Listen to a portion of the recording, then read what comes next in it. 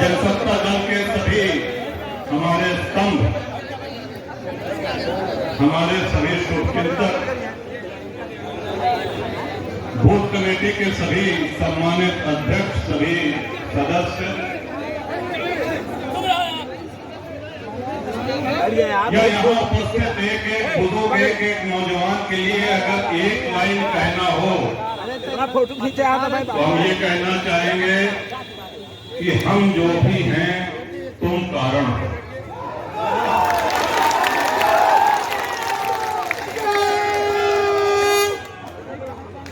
अच्छा, बहुत ध्यान से समझ जाए। 30 नवंबर 2018 ये तारीख आपको याद है क्योंकि आपके दल की स्थापना, और यहाँ पे कोई भी ऐसा भाई मौजूद नहीं है जो यहाँ से लखनऊ तक का सफर करके और उस ऐतिहासिक मीटिंग में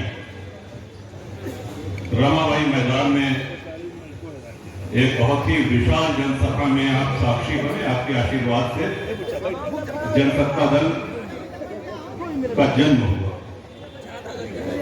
ये शांत रहा यार। नवंबर 2018 के बाद 6 महीने के अंदर लोकसभा का चुनाव 19 में हुआ और उसमें आप सबकी राय से बिना किसी दल से गठबंधन करे हुए लोकसभा कौशाम्बी से शैलेंद्र जी प्रत्याशी बनाए गए। अब आप कल्पना करिए कि जिस पार्टी को बने हुए अभी 6 महीने भी नहीं हुआ है, आपने बिना किसी गठबंधन, बिना किसी राजनीतिक दल के समर्थन के दोनों विधानसभा कुंडा और बाबागंज में सारे राष्ट्रीय दल को पीछे छोड़ दिया। कहीं भाजपा तीसरे पे आई, कहीं सपा तीसरे पे आई। दोनों जगह जनसत्ता दल से शैलेंद्र जी को इतना आशीर्वाद मिला कि भारी अंतराल से जीते। कौशाम्बी में जाकर के हम कौशाम्बी जनपद में कमजोर था। ये सच्चाई आपके सामने है। सभी लोगों ने मेहनत करी। अब जब लोकसभा आया तो किसी कारणवश या कुछ कारणोंवश गठबंधन नहीं हो सका किसी दल से और यह निर्णय लिया गया कि इस बार जनसत्ता दल के झंडे से चुनाव नहीं लड़ना है। आप लोगों के मार्गदर्शन के लिए हम सभी लोग जैसे परिवार में रहते हैं, छोटे मोटे निर्णय स्वयं लिया करते हैं, लेकिन जब बड़ा कोई बात होती है तो मैंने अपने परिवार में पूछा था कि कहो यहाँ वो सज्जन है, ऐसी ऐसी बात है, हमें क्या की जाए। तो ये परिवार की बैठक हो रही है, ये कोई जनसभा नहीं है। अब परिवार बड़ा है तो बैठक भी बड़ी होगी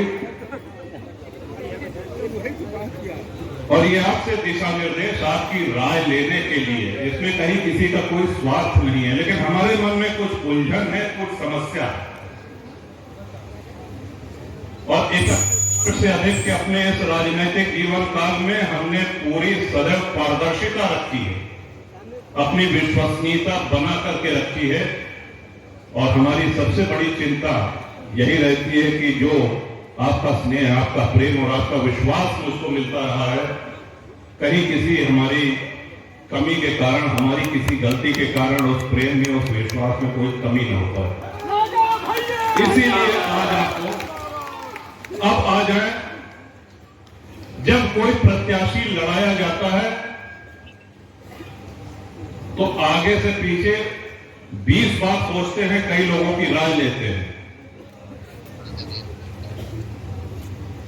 और यहां पे जो नौजवान हैं जो दिन रात एक कर रहे हैं, उनके पिताजी का आशीर्वाद मुझको मिला, उनके पिता के पिता का आशीर्वाद मिला। आज तीसरी पीढ़ी, चौथी पीढ़ी के लोग सक्रिय होकर के आज चुनाव का पूरा परचम लहराते हैं, पूरा अपने कंधे पर चुनाव को लेकर के चलते हैं। आपके सामने आदरणीय शिव प्रसाद पांडे जी, हमारे पिता तुल्य, हमारे पिता की आयु के कई ऐसे लोग हैं, सबका नाम लेंगे तो बहुत विलंब होगा। अच्छा लगता है जब क्षेत्र में जाते हैं, लोग बताते हैं कि भैया हम उनके नाती हैं। इतनी अभी हमारा हुआ नहीं व्यवहार है जाने की, लेकिन हाँ, तो सबसे बड़ा दायित्व तो यह होता है कि जब हम आपसे कहते हैं कि आज जिला पंचायत का चुनाव है, इसमें कुलदीप पटेल प्रत्याशी हैं, इसमें मोहित बेग प्रत्याशी हैं, इसमें अजय यादव प्रत्याशी हैं, इसमें विनोद पटेल प्रत्याशी हैं, इसमें राम सुमेर सरोज प्रत्याशी हैं, तो उसके पीछे एक जिम्मेदारी होती है। अगर हमारे कहने पे आप ब्लॉक प्रमुख को जिताते हैं तो ये हमारा दायित्व होता है कि कल के दिन आपका काम पड़ेगा तो वो आदमी आपके साथ खड़ा रहेगा। हमारे अनुरोध पर, भैया नारा न लगाओ, हमारे अनुरोध पर अगर आप अनवरत 6 बार से बाबागंज से विधानसभा का चुनाव श्री रामनाथ सरोज को और उसके बाद विनोद को आप जिता रहे हैं, तो ये हमारे ऊपर बहुत जिम्मेदारी का बोझ है। आप कल्पना करिए, बिना किसी पूरे उत्तर प्रदेश में एमएलसी के चुनाव में भारतीय जनता पार्टी के अलावा एक भी पार्टी का एक भी एमएलसी नहीं जीता, एक भी एमएलसी किसी दूसरी पार्टी का नहीं जीता। सिर्फ प्रतापगढ़ से आपके आशीर्वाद से गोपाल जी की विजय हुई। आप कल्पना करें, आप सोचिए, आज सपा है, बसपा है, कांग्रेस है, इन लोगों ने लड़ाने की हिम्मत नहीं करी। और ऐसा नहीं कि पहली बार, एक बार और ऐसा हुआ था जब बहुजन समाज पार्टी की पूर्ण बहुमत की सरकार थी,